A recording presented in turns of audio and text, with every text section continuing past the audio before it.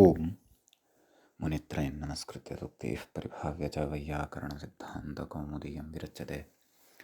सर्वेभ्यः श्रोतृभ्यः नमः। अस्माभिः गतपाठे यद्यत् पठितं तद् एकवारं स्मरामः। वयं वैयाकरणसिद्धान्तकौमुदी इत्याख्यस्य ग्रन्थस्य तत्र अजन्तपुल्लिङ्गप्रकरणे भवामः। प्रकरणस्यास्य अस्माकं क्रमे तत्र सप्तमः नैव 41 पाठः गतपाठः प्रवृत्तः। 41 पाठस्य आरम्भे तावत् अस्माभिः तत्र संज्ञोपसर्जनीभूता स्नुसर्वादयः इति वार्तिकमादाय तत्र मूले यानि उदाहरणानि दृष्टानि तानि उदाहरणानि अस्माभिः साधितानि। नाम तेषु उदाहरणेषु सिद्धान्तपरतया विचारः कृतः। तत्र उक्तं यत् महासंज्ञाकरणेन तदनुगुणानामेव गणे सन्निवेशात्। नाम सर्वनाम इति महासंज्ञा कृता, काचित् लघ्वी संज्ञा न कृता। अतः तद अनुगुणानां नाम महासंज्ञात्वं यदा एतेषु अन्वर्थसंज्ञात्वं भजते, नाम यदा सर्वेषां नामत्वेन इमानि शब्दस्वरूपाणि सर्वादिगणे पठितानि शब्दस्वरूपाणि व्यवह्रियन्ते, तदा एव तत्र तेषां सर्वनामसंज्ञा भवति, नान्यथा। यदा तु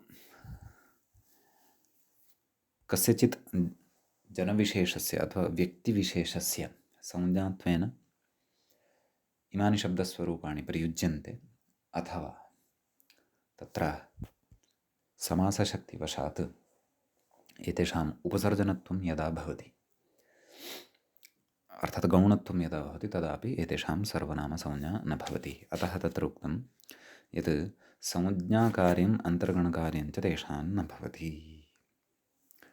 तर्हि तत्र संज्ञात्वेन उदाहृतं सर्वो नाम कश्चित् तस्मै सर्वाय देहि। नाम कश्चन वर्तते, तस्य नाम एव सर्व इति वर्तते।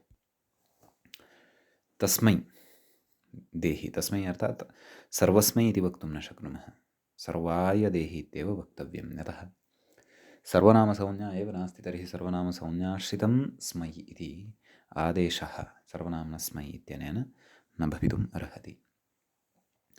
एवमेव अतिक्रान्तः सर्वम् अतिसर्वः तस्मै अतिसर्वाय इत्यत्रापि सर्व इति शब्दः उपसर्जनत्वं भजते।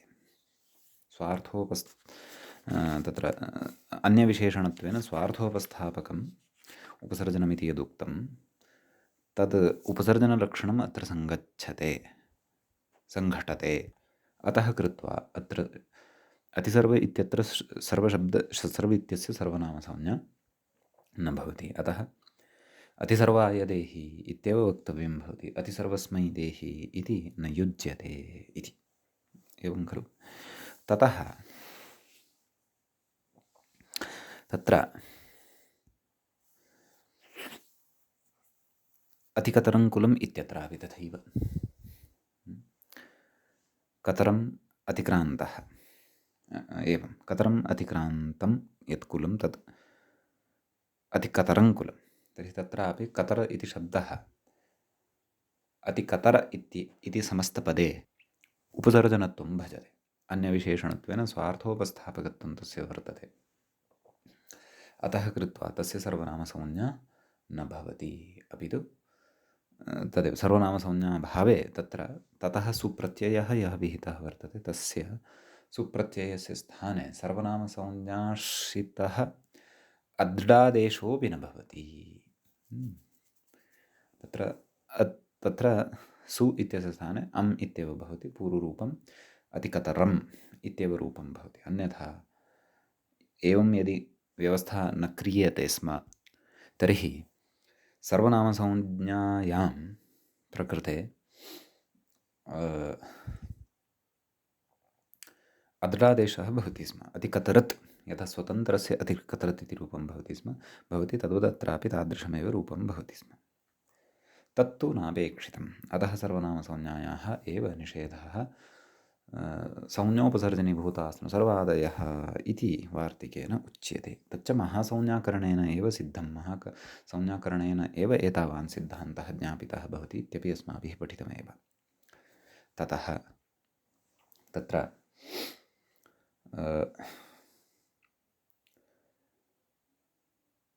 अग्रिमम् अतितत् इत्यपि उदाहरणम् अस्माभिः दृष्टं। तत्रापि अतिक्रान्तः तम् अतिक्रान्तः इत्यस्मिन् विग्रहे अत्र तद् शब्दस्य तेदादिनामः इति सर्वनामसंज्ञाश्रितं कार्यं, तदोस्सस्सावनन्त्ययोः इति च सर्वनामसंज्ञाश्रितं कार्यं न भवति। अतः अतितत् इत्येव उपयुज्यते।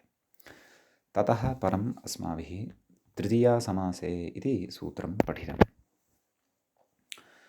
तत्र तृतीया तत्पुरुषसमासे सर्वादिगणे पठितः शब्दः यदि कश्चन श्रूयमाणः वर्तते तर्हि तस्य अपि सर्वनामसंज्ञा न भवति इति एतेन सूत्रेण तत्र उच्यते। अतएव मासेन पूर्वः मासपूर्वः तस्मै मासपूर्वाय इत्येव भवति। मासपूर्वस्मै इति न भवति। कुतः? यतः तृतीयासमासः अत्र वर्तते। अतः ततः तत्र अयमपि सिद्धान्तः ज्ञातः यत् विभाषादिक्समासे बहुव्रीहौ इत्यस्मात् सूत्रात् समासे इत्यस्य अनुवर्तनं भवितुम् अर्हति स्म खलु। तर्हि किमर्थं तृतीयासमासे इत्यत्र समासे इति पदस्य ग्रहणं कृतम् इति चेत् तत्र उक्तं यत् समासार्थवाक्येऽपि नाम तृतीयासमासार्थवाक्येऽपि न इति। तृतीयासमासनिमित्तं यद्वाक्यं लौकिकविग्रहपरकं यद्वाक्यम् उच्यते तस्मिन् वाक्ये अपि न भवति इति। तत्रापि मासेन पूर्वाय इत्येव वक्तव्यं। यदि पूर्व इत्यत्र चतुर्थ्यन्ततया विग्रहः कर्तव्यः, प्रयोगः कर्तव्यः, मासेन पूर्वाय इत्येव वक्तव्यं। मासेन पूर्वस्मै इति वक्तुं न शक्यते इति तत्र अस्माभिः पठितं। ततः परं तत्र द्वन्द्वे च इत्यस्य सूत्रस्य अस्माभिः आरम्भः कृतः। तस्य अर्थः दृष्टः यत् तत्र द्वन्द्वसमासे उक्तसंज्ञा न भवति। उक्तसंज्ञा नाम सर्वनामसंज्ञा न भवति। यदि द्वन्द्वे सर्वादिगणे पठितः शब्दः कश्चन द्वन्द्वे अपि श्रूयमाणः भवति तदा तत्र तस्य सर्वनामसंज्ञा न भवति। यथा तत्र उदाहरणम् अस्माभिः दृष्टमेव वर्णाश्रमेतराणाम् इति। तत्र वर्णाश्च आश्रमाश्च इतरे च वर्णाश्रमे तर इति मूलशब्दः सिद्धः भवति समासात् परं चार्थे द्वन्द्वः इत्यनेन द्वन्द्वसमासः अत्र भवति। इतरेतरयोगद्वन्द्वसमासः अत्र भवति। एते भेदाः च द्वन्द्वसमासस्य ये वर्तन्ते तान् भेदान् वयम् अग्रे पठिष्यामः। समीचीनम्। एवं तर्हि तत्र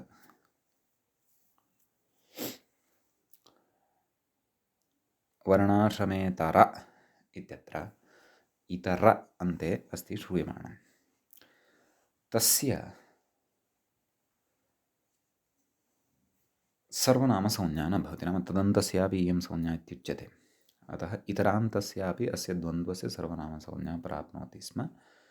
परन्तु द्वन्द्वे च इत्यनेन निषेधः क्रियते। तस्य किं फलं? तस्य फलमिदं यत् वर्णाश्रमेतराणाम् इत्यत्र वर्णाश्रमेतर इति द्वन्द्वघटितात् परतः द्वन्द्वयुक्तात् शब्दात् परतः इत्यर्थः। समस्तशब्दात् अथवा समस्तप्रातिपदिकात् परतः आम् यः विहितः भवति तस्य सुडागमः न भवति। आमि सर्वनाम्नः सुट् इत्यनेन अपि तु नुडागमः एव भवति। अतः वर्णाश्रमेतराणां रामाणाम् इतिवत् इदं रूपं भवति, न तु वर्णाश्रमेतरेषां।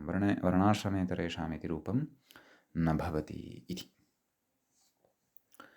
समीचीनं। ततः तत्र व्याख्यायाम् अस्माभिः गतपाठस्य अन्ते पङ्क्तयः इत्थं पठिताः। वर्णाश्रमेतराणां नो ब्रूहि धर्मानशेषतः इति याज्ञवल्क्यस्मृतिः। वर्णाश्च आश्रमाश्च इतरे च इति द्वन्द्वः। अत्र सर्वनामत्वाभावात् आमिसर्वनाम्नः इति न सुडु। नाम आमिसर्वनाम्नः सुड् इत्यनेन सुडागमः न भवति। कुतः सर्वनामसंज्ञायाः निषेधः उच्यते इति एतावान् विषयः अस्माभिः गते पाठे पठितः। अयम् 41 पाठः गतपाठः अस्माकं प्रवृत्तः। अधुना तावत् अजन्तपुल्लिङ्गप्रकरणस्यास्य 42 पाठः अत्र अग्रे भवति आरब्धः। अत्र इदानीं व्याख्याता अग्रे किं कथयन् अस्ति। सूत्रस्य तावता प्रत्युदाहरणम् अस्माभिः चर्चितं, परन्तु अत्र सिद्धान्तगताः केचन विचाराः वर्तन्ते। तान् विचारान् अपि वयम् इदानीं द्रक्ष्यामः। तत्र मूलं प्रति इङ्गितं करोति समुदायस्यैवेति इति।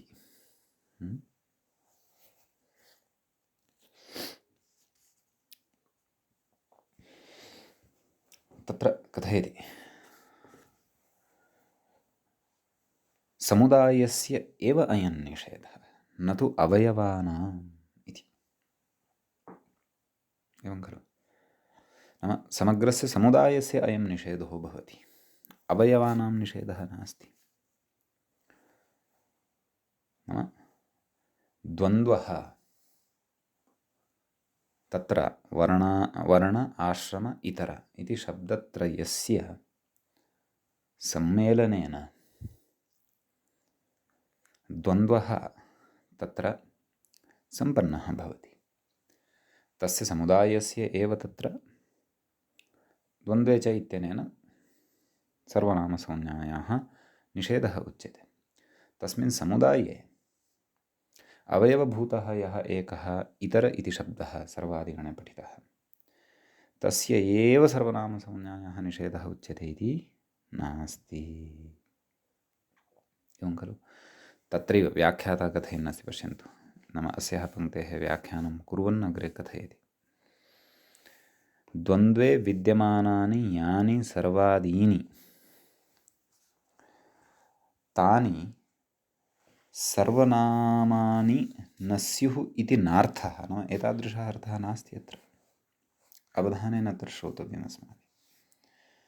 एवं खलु? इदानीं वर्णाश्रमे तर इत्यत्र द्वन्द्वः वर्तते। तत्र अन्ते एकः शब्दः सर्वादिगणे श्रूयते। कः? इतर। इतर इति शब्दः। एवं खलु? तर्हि तत्र उच्यते यत्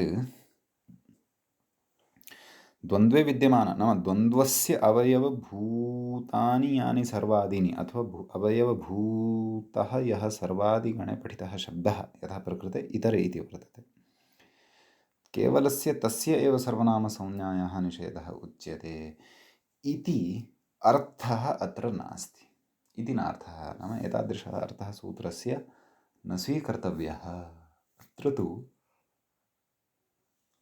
अर्थः कः ग्राह्यः इति चेत्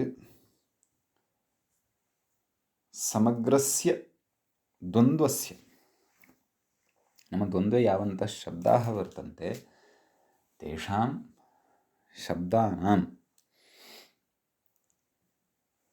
यावान् समुदायः द्वन्द्वाख्यः वर्तते तस्य सर्वनामसंज्ञायाः निषेधः अत्र उच्यते। कुतः एवम् उत्क्रियते? कथयति अग्रे। विद्यति क्रियाध्याहारे गौरवात्। नाम विद्यति क्रिया या वर्तते तस्याः अध्याहारं कृत्वा किं? पश्यन्तु, यथा एवं रीत्या सूत्रार्थकरणसमये सा क्रिया अध्याहृता। का? द्वन्द्वे विद्यमानानि, विदधातोः तद् कर्मणि शानचि अयं प्रयोगः। विद्यमानानि। तर्हि नाम द्वन्द्वे विद्यन्ते यानि इति अर्थः एतेन ज्ञायते। तर्हि एवं रीत्या अध्याहारं कृत्वा गौरवं भवति। एतद् कथनापेक्षया साक्षात् द्वन्द्वस्य एव सर्वनामसंज्ञायाः निषेधः अत्र वक्तव्यः। एवं खलु वा न वा? अपि च पूर्वमपि उक्तमस्ति अस्माभिः तदन्तस्यापि इयं संज्ञा द्वन्द्वे च इति निषेधाज्ञापनात्। अतः प्रकृते तदेव नाम द्वन्द्वे विद्यमानानि यानि सर्वाणि तानि सर्वनामानि न स्युः इति यदि सूत्रार्थः उच्येत तर्हि गौरवं भवति। विद्यमानानि इत्यादि पदानाम् अथवा इत्यादि क्रियाणां निवेशने गौरवं भवति। गौरवं च दोषाय भवति।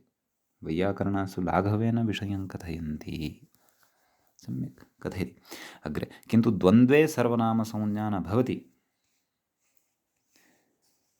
इति प्रधानभूतया निषेध्यभवनक्रियया एव द्वन्द्वस्य आधारतया अन्वयः इति। एवं खलु? नाम द्वन्द्वे सर्वनामसंज्ञा न भवति एवं रीत्या यत् साक्षात् उच्यते द्वन्द्वे च ततः न इत्यनुवर्तते, सर्वादीनि इत्यनुवर्तते।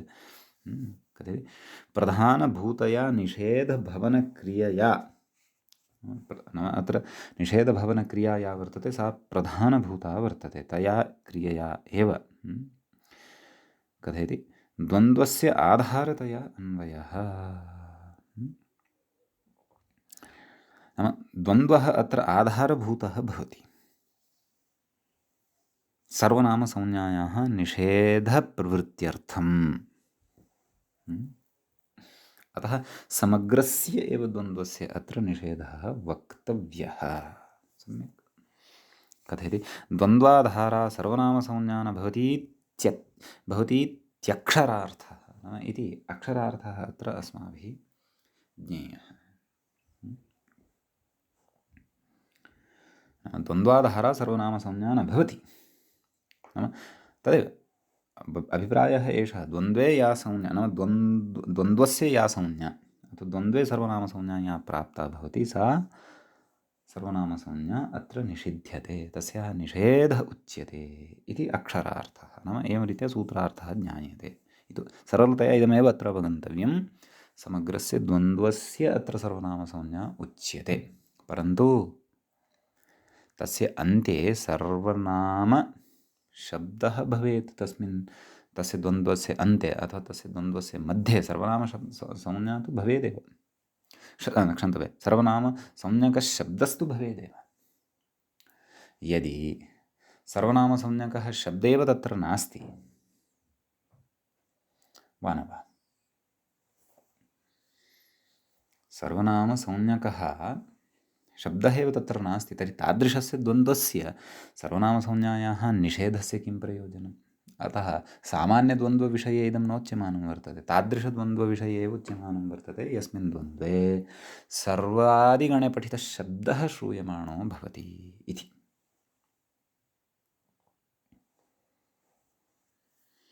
सम्यक्। ततः अग्रे उच्यते तदेव सरलतया तदेव कथयति द्वन्द्वस्य सर्वनामसंज्ञा नेति फलितं। द्वन्द्वस्य सर्वनामसंज्ञा न भवति इति अर्थः अत्र ज्ञातव्यः। एवं खलु? नाम एतावता किमपि न, विशिष्टैः शब्दैः व्याख्यात्रा इदमेव उक्तं वर्तते किं यत् द्वन्द्वे यदि सर्वनामशब्दः कश्चन वर्तते तर्हि केवलस्य तस्य एव सर्वनामसंज्ञा न वक्तव्या, सर्वनामसंज्ञायाः निषेधः न वक्तव्यः, परन्तु समग्रस्य द्वन्द्वसमुदायस्य एव द्वन्द्वे विद्यमानशब्दसमुदायस्य एव सर्वनामसंज्ञायाः निषेधः वक्तव्यः इति फलितम्। एवं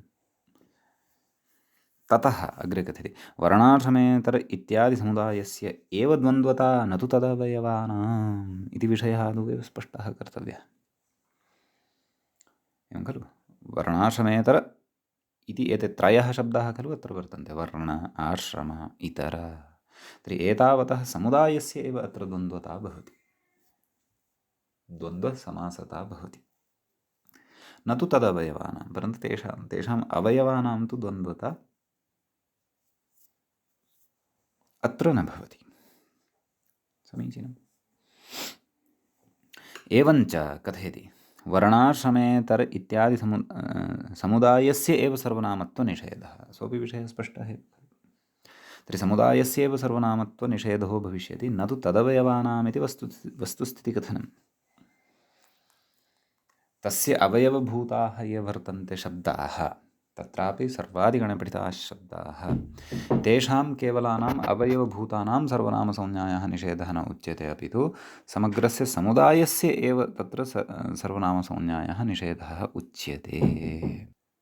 अग्रे कथयति ननु द्वन्द्वावयवानाम् अग्रे आरम्भात् पूर्वं तर्हि मनसि इदं पुनरपि स्थापनीयं यत् समग्रस्य द्वन्द्वस्य एव अत्र सर्वनामसंज्ञायाः निषेधः उक्तः वर्तते, परन्तु द्वन्द्वे विद्यमानः द्वन्द्वस्य अवयवरूपः कश्चन, अवयवभूतः कश्चन एकः एव शब्दः यदि, तस्य तु सर्वनामसंज्ञायाः निषेधः अयं नास्ति उच्यमानः।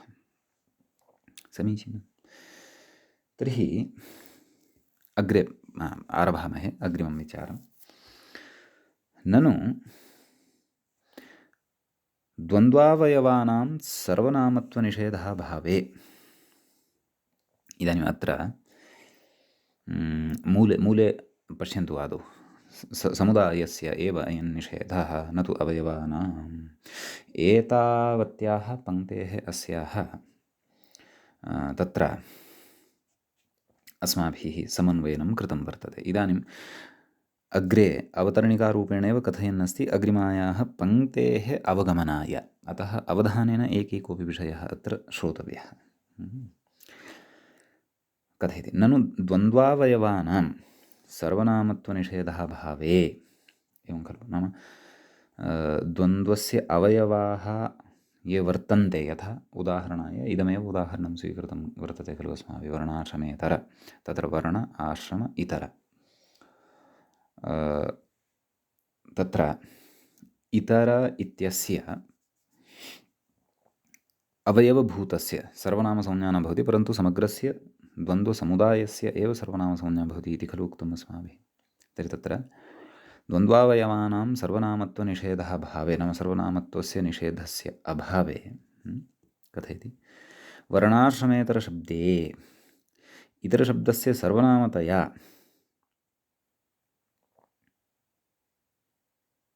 एवं खलु, नाम इतरशब्दः यः वर्तते तस्य सर्वनामतया, नाम संज्ञया अथवा सर्वनामत्वेन ततः परस्य आमः सुटि, एवं खलु, वर्णाश्रमेतरेषाम् इति स्यात्। अवगम्यते खलु? नाम तत्र किमुच्यते, समग्रस्य द्वन्द्वस्य सर्वनामसंज्ञायाः निषेधः उच्यते। समीचीनं। द्वन्द्वस्य अवयवभूतः यः इतरशब्दः, तस्य सर्वनामसंज्ञायाः निषेधस्तु नोच्यते खलु, वा न वा? किञ्चित् वक्रा अस्ति पङ्क्तिः, परन्तु अतीव अवधानेन अत्र चिन्तनं कुर्वन्तु। द्वन्द्वस्य सर्वनामसंज्ञायाः निषेधः अस्तु, द्वन्द्वे विद्यमानानाम् अवयवानां तु सर्वनामसंज्ञायाः निषेधः इति नोच्यते खलु, वा न वा? तर्हि अत्र समुदायः कः? वर्णाश्रमेतर इति समुदायः। तस्य अवयवाः के? वर्ण आश्रम इतर, एते अवयवाः वर्तन्ते। तेषां तु सर्वनामसंज्ञायाः निषेधः नोच्यते। अतः अवयवभूतः यः इतरशब्दः, तस्य एकस्य केवलस्य तु सर्वनामसंज्ञा भवितुमर्हत्येव खलु, यतः सः न द्वन्द्वः, सः तु द्वन्द्वस्य अवयवः इति अत्र अवधानं कुर्वन्तु। तदेव कथयन्नस्ति द्वन्द्वावयवानां सर्वनामत्वनिषेधः भावे वर्णाश्रमेतरशब्दे इतरशब्दस्य सर्वनामतया ततः परस्य आमः तत्र षष्ठीविभक्तेः बहुवचने आम् इति अस्ति एव खलु। ततः परस्य आमः सुटि तस्य सुडागमः स्यात्। वर्णाश्रमेतरेषाम् इति रूपं स्यात्। वर्णाश्रमेतरेषाम् इति स्यात् इति रूपं तत्र भवेत्। एवं खलु। समुदायस्य सर्वनामसंज्ञायाः निषेधः खलु भवद्भिः प्रतिपाद्यमानः वर्तते। समुदायावयवभूताः ये वर्तन्ते तेषां तु सर्वनामसंज्ञायाः निषेधः नोच्यमानः वर्तते खलु। एवं खलु। अतः तत्र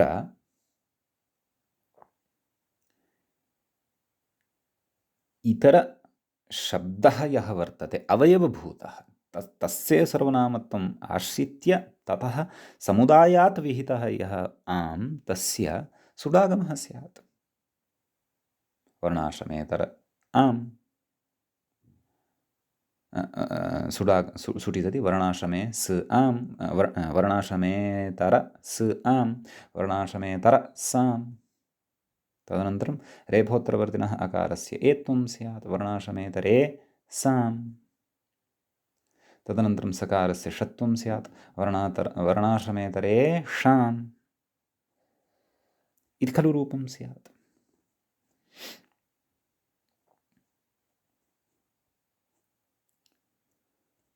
परन्तु अपेक्षितं किं वर्णाश्रमेतराणाम् इत्येव खलु अपेक्षितं। वर्णाश्रमेतरेषाम् इति तु नापेक्षितम्। तर्हि एवं सिद्धान्तकथनेन किं यत् अवयवस्य नाम समग्रस्य द्वन्द्वस्य सर्वनामसंज्ञा उच्यते। यतः तदन्तस्यापि इयं संज्ञा अस्ति इति वयं पूर्वं प्रतिपाद्य आगताः स्मः। तर्हि एवं सिद्धान्तकथनेन प्रकृते अयं सिद्धान्तदोषः आयाति। नाम व्यभिचारः एषः उच्यते, व्यभिचारः जायमानः अस्ति। तर्हि कथम् अत्र निवृत्तिः भवेत्? निवृत्तेरुपायः तु अग्रे वक्ष्यते, परन्तु आदौ पूर्वपक्षी सम्यक्तया स्वकीयं पक्षं दृढीकुर्वन् स्थापयन् अस्ति। तद्भोः भवता एवम् उच्यते चेत् एवं रीत्या तत्र सर्वनामत्वं प्राप्नोति, अनिष्टता भवति, वर्णाश्रमेतरेषाम् इत्येव प्राप्यमाणं वर्तते। स्वकीयं पक्षं सः पुनः दृढीकुर्वन् कथयन् अस्ति। कथयति न च अवर्णान्तात् सर्वनाम्नः अङ्गात् परस्य आमः सुडुविधानादिह च आमि परे इतरशब्दस्य सर्वनामत्वे अपि अङ्गत्वाभावान्न ततः परस्य आमः सुट्प्रसक्तिरिति वाच्यम्। पश्यन्तु, न च अवर्णान्तात् सर्वनाम्नः अङ्गात् परस्य आमः सुडुविधानात् इह नाम अवर्णान्तात् सर्वनाम्नः अङ्गात् परस्य आमः सुडुविधानं भवति इति खलु उच्यते। नाम अङ्गत्वमपेक्षितं। अवर्णान्तं कीदृशम् अपेक्षितम्? अवर्णान्तशब्दः कीदृशः अपेक्षितः? अङ्गसंज्ञकः अपेक्षितः। एवं खलु। सर्वनाम्नः अङ्गात् परस्य आमः सुडुविधानात् नाम इति केन उच्यते? आमि सर्वनाम्नः सुट् इत्यनेन उच्यते।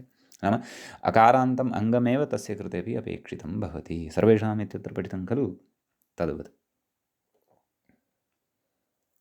एवं खलु। तर्हि उच्यते आमः सुडुविधानात् इह चामि नाम अत्र च आमि परतः आमि परे इतरशब्दस्य सर्वनामत्वे अपि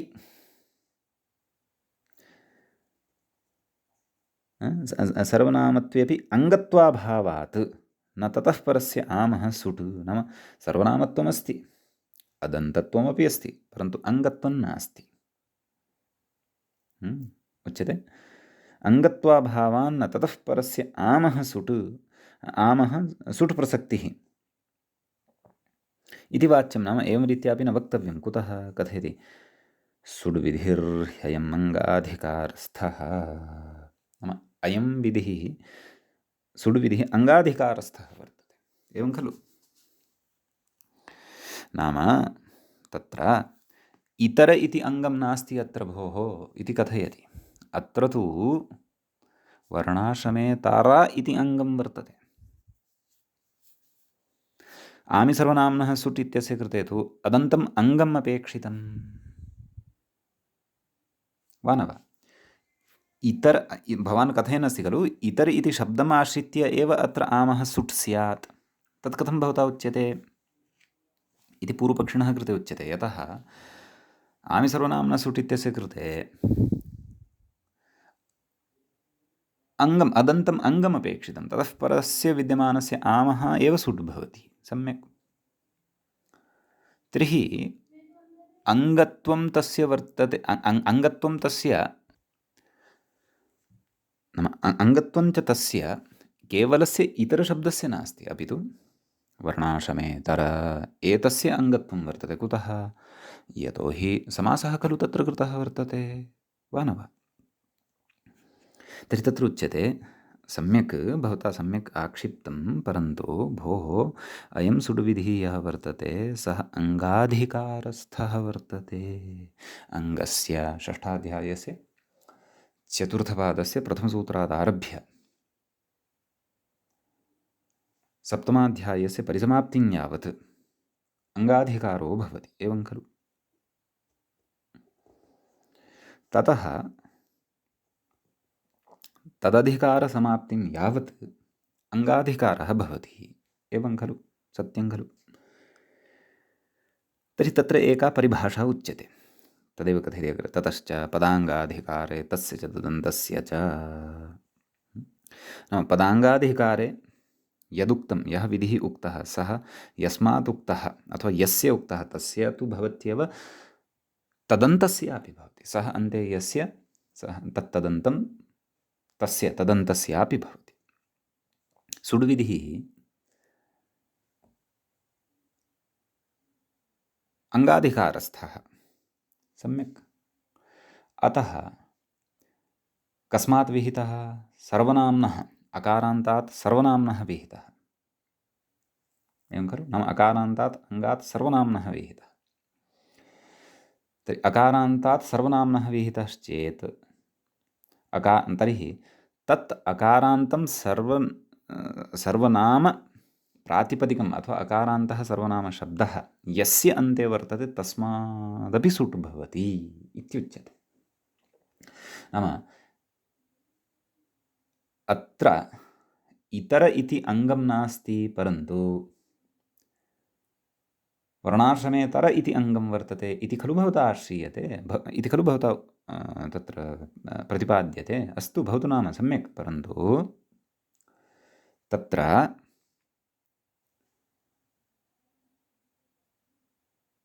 तदन्तस्य,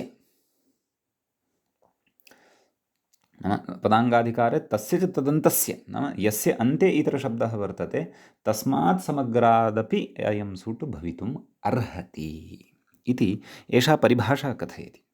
पदाङ्गाधिकारे तस्य च तदन्तस्य च कथयति इति परिभाषया सर्वनामान्तात् अदन्तात् अङ्गात् परस्य आमः सुड् विधीयते। नाम सर्वनामशब्दात् तु उच्यते एव, परन्तु सर्वनामशब्दः यस्य अन्ते वर्तते तदन्तादपि अङ्गात् सुट ततः परस्य विद्यमानस्य आमः सुडागमः भवति इति कथयति। ततश्च वर्णाश्रमेतरशब्दस्य समुदायस्य द्वन्द्वतया सर्वनामनिषेधे अपि, सर्वनामत्वनिषेधे अपि, नाम सर्वनामत्वस्य निषेधः अत्र भवति चेदपि तदवयवस्य इतरशब्दस्य सर्वनामतया, एवं खलु? नाम इतरशब्दस्य सर्वनामत्वम् अस्ति एव इति कृत्वा तदन्ताङ्गात्, नाम तत् अन्ते अस्ति यस्य अङ्गस्य, इतरशब्दः कस्य अङ्गस्य अन्ते वर्तते? वर्णाश्रमेतर इति शब्दस्य इति अङ्गस्य अन्ते वर्तते। परत्वात् आमः सुट् स्यात्, ततः परतः विद्यमानः यः आम् तस्य सुडागमः स्यात् इत्युच्यते, एवं खलु? ततः कथयति, न चैवं सति द्वन्द्वस्य तन्निषेधः व्यर्थः। नाम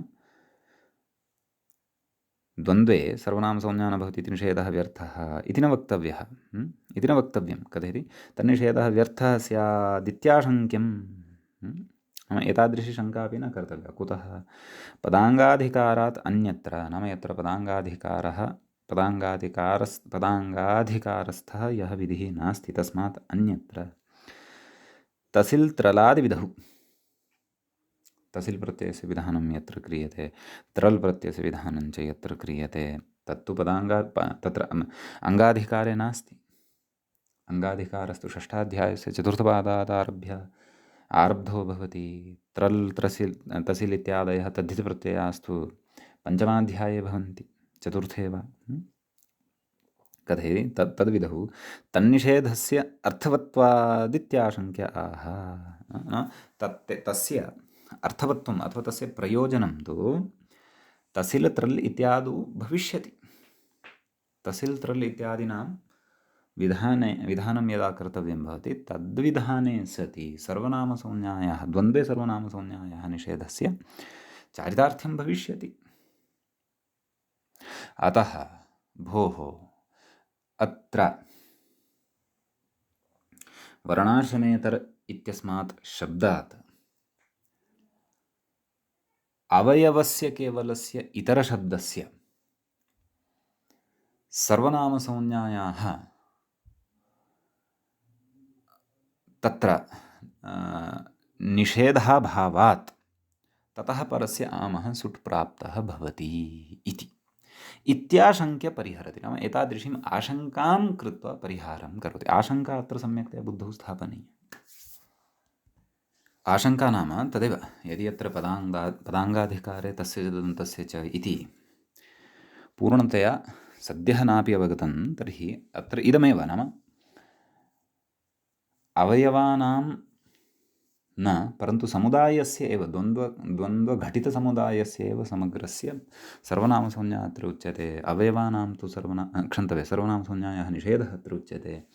अवयवानां तु सर्वनामसंज्ञायाः निषेधः नोच्यते इति यदि अस्ति तर्हि तत्र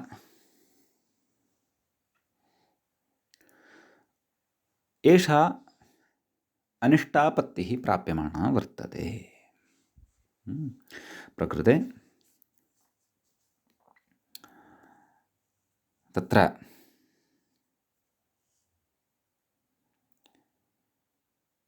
सुडागमः प्राप्यमाणः वर्तते, यस्तु नापेक्षितः इत्याशङ्क्य परिहरति। अतः एताम् आशङ्कां पुरस्कृत्य तस्याः परिहारं कथयति। किं? न चैवमित्यादिना, मूले पश्यन्तु, न चैवं तदन्तविधिना सुट् प्रसङ्गः इति। तदन्तविधिः नाम का? पदाङ्गाधिकारे तस्य तदन्तस्य च एषा परिभाषा भवति। एषा परिभाषा तत्र वस्तुतः येन विधिस्तदन्तस्य इत्यस्य अनुवादभूता एव। तत्र विशेषेण तदन्तविधेः कथनं क्रियते तद्वस्तुतः येन विधिस्तदन्तस्य इत्यस्य एव अनुवादभूता परिभाषा काचित् भवति। एतयापि तादृशः एव तदन्तविधिः क्रियते, यः तदन्तविधिः येन विधिस्तदन्तस्य इत्यनेन क्रियते। पृथक्तया अस्याः परिभाषायाः कथने प्रयोजनं तु उत्तरोत्तरं स्फुटी भविष्यति। प्रयोजनम् अस्ति वा न वा, अथवा अनुवादमात्रत्वमेव अस्याः वर्तते इति वा इत्यस्य विषयस्य पूर्णतया स्पष्टता अग्रे एव भविष्यति। सम्यक्। मूले उक्तं खलु, न चैवं तदन्तविधिना तदेव पदाङ्गाधिकारे तस्य दन्तस्य च इति तदन्तविधिना सुट् प्रसङ्गः, नाम अत्र सुट् भवति इति एवं रीत्या न शङ्कनीयम् इति। ततः अग्रे कथयति एवमित्यनन्तरं सतीति शेषः। सति इति तत्र योजनीयम्। एवं न च एवं सति, नाम समुदायस्य एव अयं निषेधः भवति, परन्तु अवयवानां तु न भवति। एवं सति नाम एवं रीत्या प्रतिपादिते सति तत्र सुट् प्रसङ्गः, नाम आमिसर्वनाम्नः सुट् इत्यनेन सुडागमः भवति इति तु न शङ्कनीयम् इत्युच्यते। अग्रे कथयति कुतः न शङ्कनीयं, तत्तु कथनीयमस्ति अग्रे। कथयति एवं सति समुदायस्य एव निषेधे सति एवं सति इत्यस्य अर्थं कुर्वन् अस्ति। एवं सति अर्थात् समुदायस्य एव निषेधे सति तदन्तविधिना सुटुप्रसङ्गः नेत्यन्वयः नाम तदन्तविधिना नाम पदाङ्गाधिकारे तस्य दन्तस्य च इति तदन्तविधिना सुटुप्रसङ्गः न भवति इति अन्वयः। सम्यक्। तत्र कथयति कुतीत्यत आह सर्वनाम्नः विहितस्येति। मूले पश्यन्तु, सर्वनाम्नः विहितस्य सुडिति व्याख्यातत्वात् इति। तत्र आमि सर्वनाम्नः सुटु इत्यत्र व्याख्यानं कथं कृतं वर्तते? सर्वनाम्नः विहितस्य एव आमः सुड् भवति। एवं खलु? अत्र मूले अत्र व्याख्यां पश्चात् अनुसरिष्यामः। आदौ अस्याः पङ्क्तेः समन्वयनम् अहं सरलया भाषया करोमि। यद्यपि व्याख्यायामपि सरला भाषा एव, तथापि शृण्वन्तु। सुट् सर्वनाम्नः विहितः यः आम् तस्य एव भवति इति उक्तं वर्तते। सम्यक्। प्रकृते आम् कस्माद् विहितः वर्तते, अत्रैव सर्वं समाधानमस्ति। प्रकृते आम् विहितः वर्तते वर्णाश्रमे तर इति समग्रात् शब्दात्, न तु तस्य अवयवभूतात् इतर इत्यस्मात्। ज्ञायते किल? केवलात् इतर इति शब्दात् आम् न विहितः वर्तते, समग्रात् वर्णाश्रमे तर इति शब्दात् आम् विधीयते अत्र। समीचीनम्। यस्मात् अत्र आम् विधीयते, पुनः वदन् अस्मि, अत्रैव समाधानमस्ति। यस्माद् अत्र आम् विधीयते तस्य तु सर्वनामसंज्ञा नास्ति। द्वन्द्वे च इत्यनेन निषेधः कृतः। सः कः? सः समुदायः। एवं खलु? यञ्च आशङ्क्य भवता अथवा यञ्च पुरस्कृत्य भवता अत्र सुटः आगमनम् अत्र उच्यमानं वर्तते। तस्मात् आम् न विहितः। अयमेव समासः, इदमेव समाधानम्। भोः, अत्र इतर इत्यस्मात् आम् न विहितः वर्तते। अङ्गीकुर्मः, तस्य अवयवस्य सर्वनामसंज्ञा अस्ति, अङ्गीकुर्मः। परन्तु तस्मात् किम् आम् विहितः वर्तते वा? न खलु। आम् कस्मात् विहितः वर्तते? आम् तु समुदायात् विहितः वर्तते। वर्णाश्रमे तर एतस्मात् आम् विधीयते।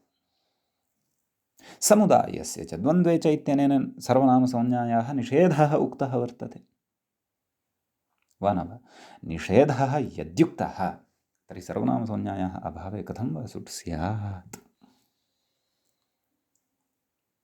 अतः विषयः अत्र अस्ति यत् आम् कस्मात् विहितः, इतर इत्यस्मात् विहितः वा वर्णाश्रमे तर इत्यस्मात् विहितः वा? इतर इत्यस्मात् सूत्रान् न विहितः। वर्णाश्रमे तर इति द्वन्द्वघटितात् समस्तपदादेव आम् विहितः।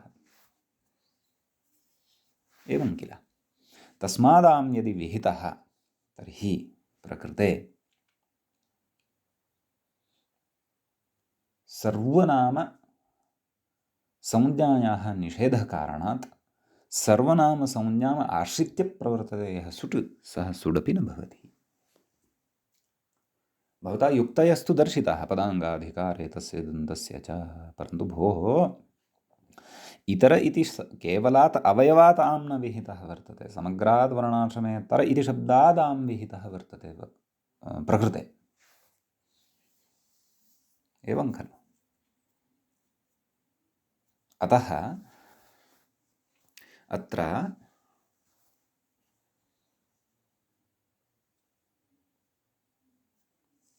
एवं रीत्या सुट् न शङ्कनीयः।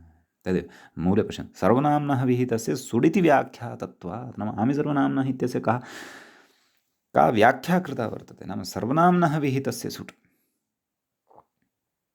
सर्वनाम्नः विहितस्य आमः सुट् भवति। एवम् आमि सर्वनाम्नः इत्यस्य व्याख्या कृता वर्तते, परन्तु आम् सर्वनाम्नः खलु विहितः भवतु, नाम सर्वनामशब्दात् खलु आम् विहितः भवतु। अत्र तु सर्वनामशब्दानां न विहितः वर्तते इतर इत्यस्मात्, अत्र तु वर्णाश्रमेतर इत्यस्मात् विहितः वर्तते। यद्यपि अङ्गीकुर्मः तदन्तस्य अपि सर्वनामसंज्ञा भवति, परन्तु द्वन्द्वे च इति निषेधारम्भसामर्थ्यात् अस्य सर्वनामसंज्ञा न भवति, नाम निषिद्धा एव भवति, न भवत्येव। अतः सर्वनामसंज्ञा एव नास्ति तर्हि सर्वनाम्नस्य विहितः सुट् इति व्याख्यातत्वात्, नाम एवं रीत्या, नाम आमि सर्वनाम्न सुट् इत्यस्य प्रवृत्तिरेव न भवति अत्र। अतः सर्वनामसंज्ञा, अतः सुडागमाभावे, नाम सुडागमो न भवति इति कृत्वा वर्णाश्रमेतराणाम् इत्येव अत्र रूपं भवति इत्यर्थः। सम्यक्।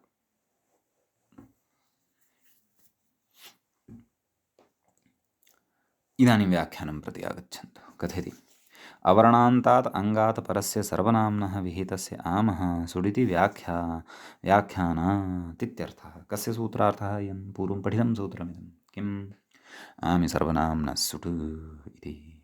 अग्रे कथयति प्रकृते च वर्णाश्रमेतरशब्दात् समुदायादां विहितः न च सः समुदायः सर्वनामसंज्ञकः। कुतः? द्वन्द्वस्य तन्निषेधात्। द्वन्द्वे च इत्यनेन तस्य निषेधः कृतः वर्तते। सः द्वन्द्वः, तस्य निषेधः कृतः वर्तते। अग्रे कथयति इतरशब्दस्तु सर्वनामसंज्ञकः। अङ्गीकुर्मः, तस्य अवयवः इतर इति शब्दः, तस्य सर्वनामसंज्ञा अस्ति, अङ्गीक्रियते।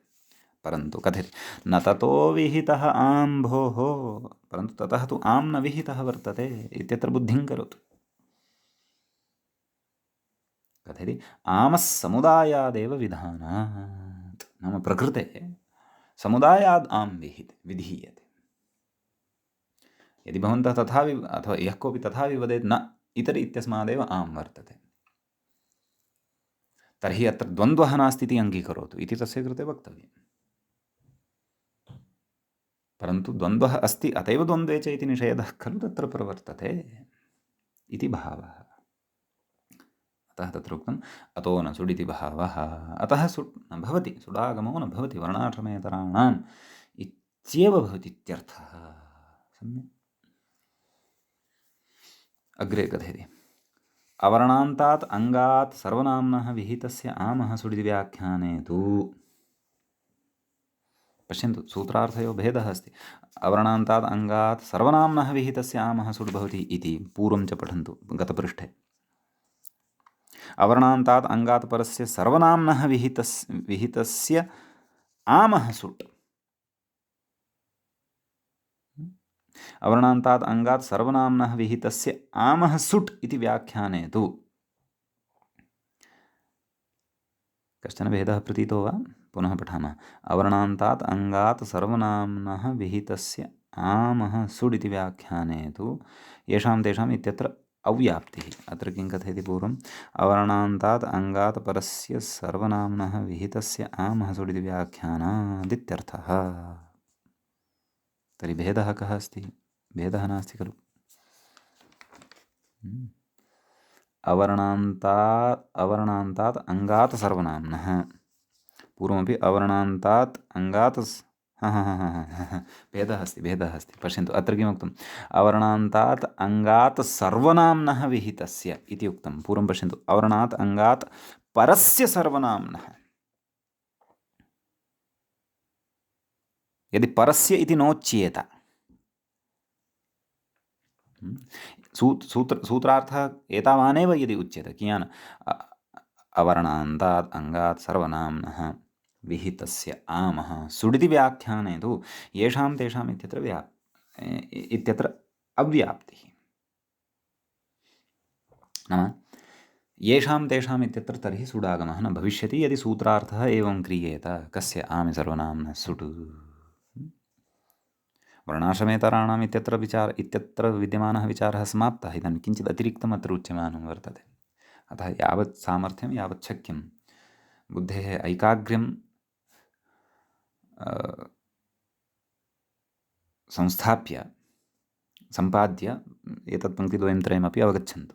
किं कथयति? अवर्णान्तात् अङ्गात् परस्य विहितस्य आमः सुडिति व्याख्याने अत्र परस्य इति नास्ति तावदेव, यथा पूर्वं परस्य इत्युक्तं। व्याख्याने तु येषां तेषाम् इत्यत्र अव्याप्तिः, येषाम् इत्यत्र मूलशब्दः कः? यद्, तेषाम् इत्यत्र मूलशब्दः कः? तद् इत्यत्र अव्याप्तिः, नाम तत्र लक्षणस्य अव्याप्ति नाम प्रवृत्तिरेव न भवति, सुट् न भविष्यत्येव। कुतः कथयति? अतः अवर्णान्तात् परस्य सर्वनाम्नः विहितस्य आमः सुडि इत्येव व्याख्येयं। नाम कुतः तत्र अव्याप्तिः चेत् तद् यद् तद्, येषां तेषाम् इत्यत्र यद् तद्, तौ मूलतः, तौ शब्दौ मूलतः अकारान्तौ न स्तः, दकारान्तौ स्तः। पश्चात् तेषां दकारस्य त्यदादिनामः इत्यनेन अत्वं भवति, पररूपं भवति, ततः अनन्तरं तेषाम् अकारान्तत्वं सम्पद्यते। अतः तत्रापि सुड् भवतु। ये मूलतः अकारान्तः न वर्तन्ते, दकारान्ताः वर्तन्ते, तत्रापि सुड् भवतु। एतदर्थम् अवर्णान्तात् अङ्गात् परस्य सर्वनाम्नः विहितस्य सुडित्येव व्याख्यानम्, एवं रीत्या एव तत्र व्याख्यानं कर्तव्यम् इति। परस्य इति सूत्रे योजनकारणात् तत्र अतिरिक्तः अर्थः एषः आमिसर्वनाम्नः सुट् इत्यत्र इष्यते इति। आमिसर्वनाम्नः इत्यनेन सुट् येषां तेषाम् इत्यादौ अपि भवति इत्युच्यते। एवं किल इति एतावान् विशेषः द्वन्द्वे च इति सूत्रगतः वर्तते। अधुना तावत् वयम् अग्रिमं सूत्रम् आरभामहे, अग्रिमस्य सूत्रस्य पठनं कुर्मः। इदानीं सर्वनाम संज्ञा या वर्तते तस्याः विकल्पः अधुना अस्माभिः अग्रे पठिष्यते। सूत्रं वर्तते, नाम द्वन्द्वे एव विकल्पः जसि परतः। सूत्रं वर्तते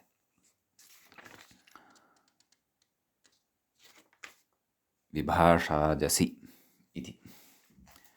विभाषा इति प्रथमा विभक्तेः एकवचनान्तं रूपं भवति। सम्यक्। जसि इति सप्तमी विभक्तेः एकवचनान्तं रूपं भवति। समीचीनं। तत्र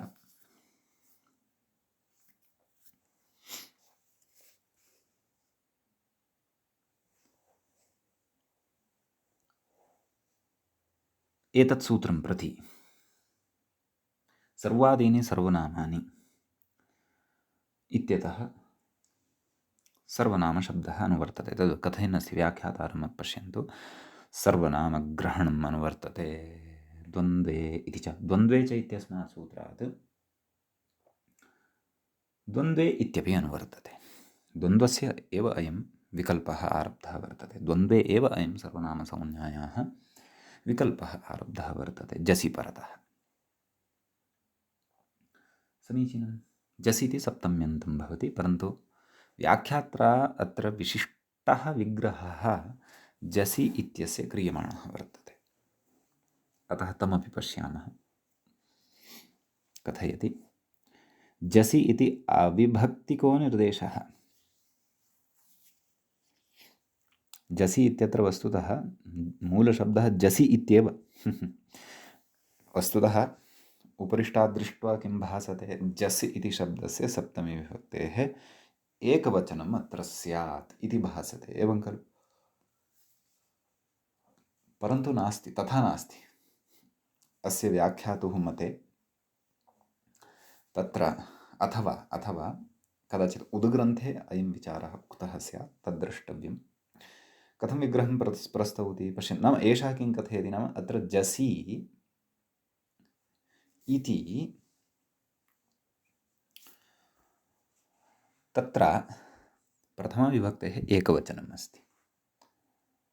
तर्हि अहो वैचित्र्यं भवन्तः चिन्तयेयुः कथं भोः अत्र प्रथमाविभक्तिः इति चेत् प्रथमाविभक्तिः अस्ति न तर्हि मूलशब्दः कः अत्र ग्राह्यः इति स्यात्।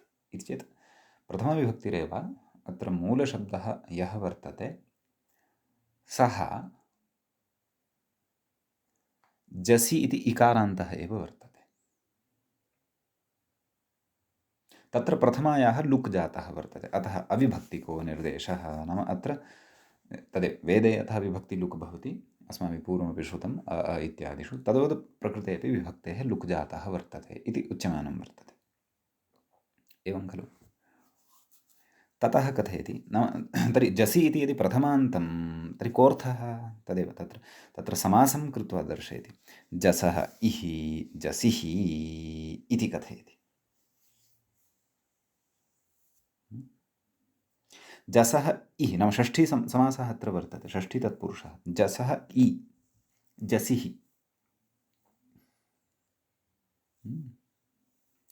कथयति आर्षः सप्तम्याः लुक् न सप्तमीमेव एषः अत्र वदन् अस्ति। जसः इ जसि जसौ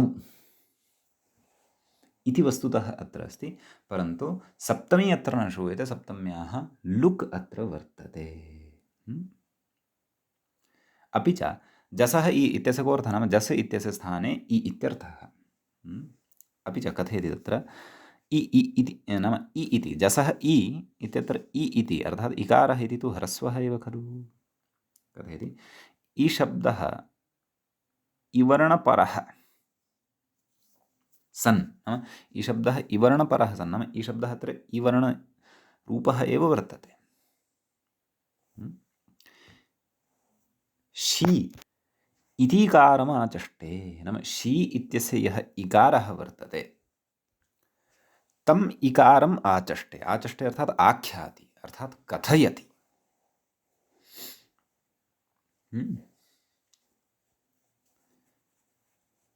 नाम इ शब्देन अत्र तत्र जसः शी इत्यस्मात् शी इति अनुवर्तते खलु। अत्र सः शी अत्र ग्राह्यः नाम शी इत्यस्मिन्नपि यः इ वर्णः वर्तते सः इ वर्णः अत्र शी इत्यनेन ज्ञेयः इति अभिप्रायः। एतादृशविग्रहकरणे किं प्रयोजनम्? एतादृशविग्रहकरणे विशिष्टः सूत्रार्थः अत्र विवक्षितः वर्तते इति प्रयोजनमस्ति। कथयति तदेव अग्रे। ततश्च जसादेशे शीभावे कर्तव्ये इति फलितं। न जसस्थाने जसः स्थाने न बहुवचने जस् प्रत्ययः यः भवति तस्य स्थाने शीभावे कर्तव्यं नाम शी इति आदेशे कर्तव्ये इति फलितं। नाम एतादृशः अर्थः अत्र फलितः भवति। तदाह जसाधारमिति मूले पश्यन्तु। जसाधारं यत् शीभावाख्यं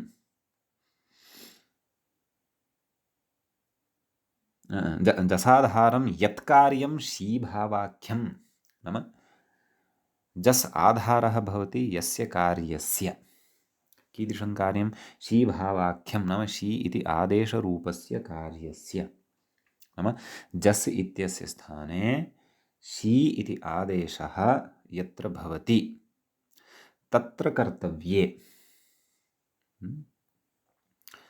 द्वन्द्वे उक्ता संज्ञा वा स्यात्। नाम द्वन्द्वे या संज्ञा उक्ता का संज्ञा उक्ता सर्वनाम संज्ञा या उक्ता सा वा स्यात् सा विकल्पेन भवति इत्यर्थः। एवं खलु। तत्र व्याख्यानं कुर्वन् अस्ति जसाधार इत्यस्य अर्थं कुर्वति नाम जस् आधारः यस्य इति बहुव्रीहिः। तस्य अर्थः कः? जस् स्थानकम् इत्यर्थः नाम जस् स्थानकं कार्यं नाम जस् तत्र स्थानी भवति तस्य स्थाने शी भवति नाम एतादृशं कार्यं यत्र क्रियमाणं भवति तत्र द्वन्द्वे सर्वनामसंज्ञा न भवति। द्वन्द्वे या उक्ता सर्वनामसंज्ञा सा न भवति इत्यर्थः।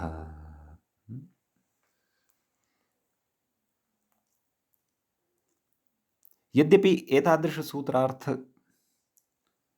करणेन किं प्रयोजनम् इति बुद्धौ स्यात्।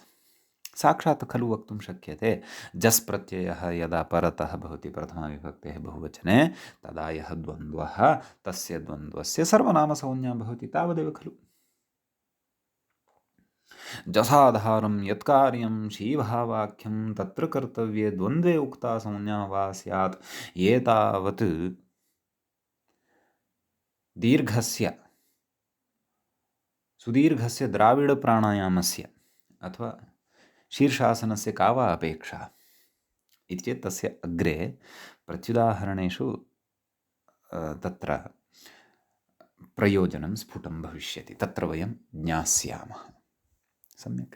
अद्यतनपाठे तावत् एतावदेव भवतु। अग्रिमं विषयं वयम् अग्रिमे पाठे पठिष्यामः। अद्यतनपाठम् अत्रैव उपसंहरन्तः स्मः। विभाषाजसि इति सूत्रविषये इतोपि ज्ञेयं पठनीयं च वर्तते। मङ्गलं क्रियते इहैव मुनित्रयं नमस्कृत्य उक्तिः परिभाव्य च वैयाकरणसिद्धान्तकौमुदीयं विरच्यते। एवञ्च अजन्तपुंलिङ्गप्रकरणस्यास्य अस्माकं क्रमे 24 पाठः एषः सम्पन्नतां गतः। नमः सर्वेभ्यः श्रोतृभ्यः।